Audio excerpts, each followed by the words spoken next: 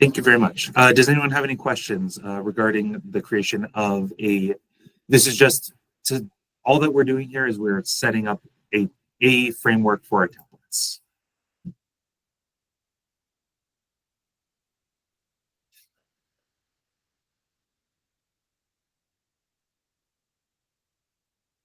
Doesn't seem like anyone has any questions about that. So I guess we will, I think we can probably just keep this recording going in that case. So the next thing that we'll talk about is what is setting up superelevation lanes. So what we need to do here is we need to add lanes to our superelevation template for them to actually control any cross slope in our roadway. Like I said, before, for this example, what I'm going to do is I'm going to use manual lane creation. I'll show you another method in a minute, which is sometimes easier, sometimes doesn't quite fit exactly what you're doing. But you can create superelevation lanes using this second dropdown here. Create superelevation lanes. I suggest giving these, descriptive names. Lane L2, so second lane from the left. Lane L aux, an auxiliary left lane. If you've got like a median slope, if you've got a shoulder slope, kind of giving those names here. What I'll do is I'll build this from left to right. I know that I'm going to be dealing with 12-foot lanes, so I know that my width is always going to be 12 feet. For this second left lane, I know that it's going to be 12 feet outside because it's outside that first left lane here. So I'll start with that. I'm going to start with, it's got an inside edge offset of 12 feet and a width of 12 feet. Our normal cross slope will be 12 or minus 2%. That's, generally standard. So that's what we'll use here. It's going to say locate first superelevation section. So you're just going to select the superelevation section that you want to add this lane to. And then reset is that right click. Once you've selected all the superelevation sections you want to add that to. And then you just click through these creation prompts.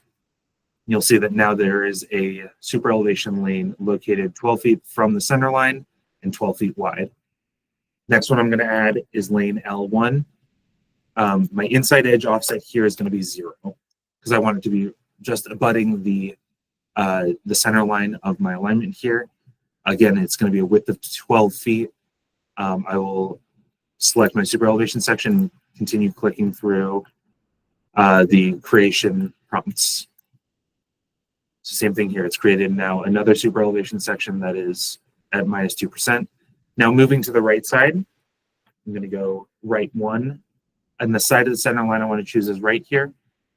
Same thing here. Inside edge offset is 0. Width is 12. And then the last lane that I'm going to create is my second right lane. Again, right inside edge offset is going to be 12 here. And the width is 12. Just going to select that. And now we've created our superelevation lanes. So we now have 4 superelevation lanes moving from left to right, L2, L1, R1, and R2. I'm going to get rid of my reference dialog here real quick so we've got a little more space to work with.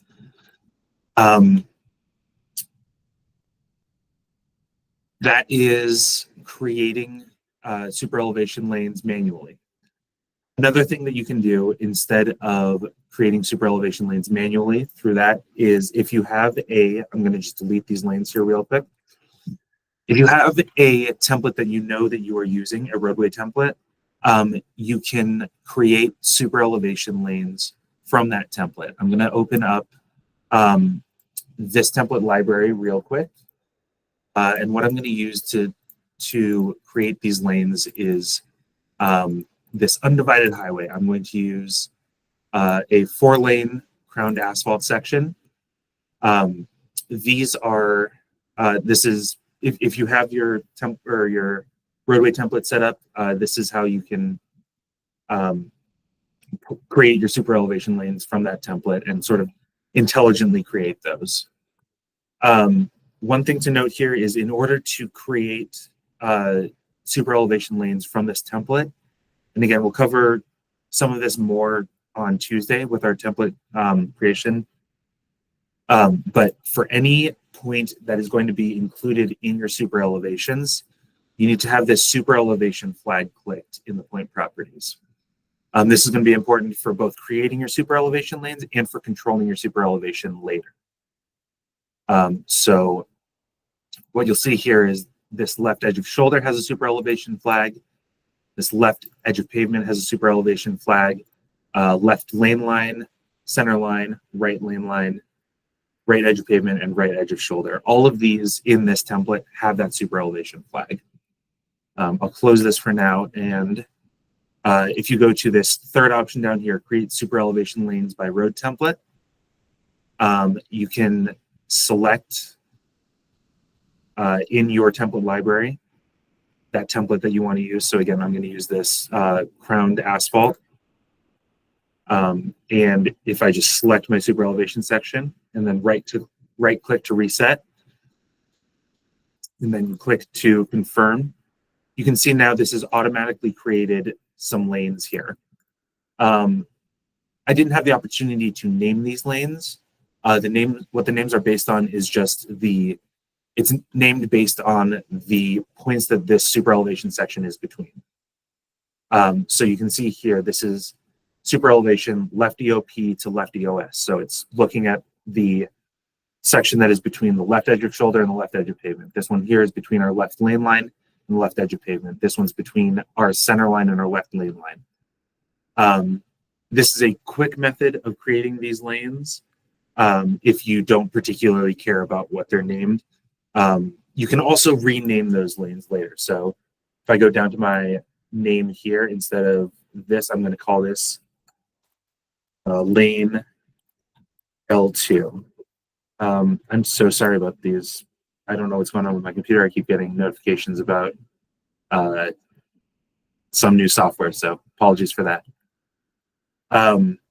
You can rename those lanes as well.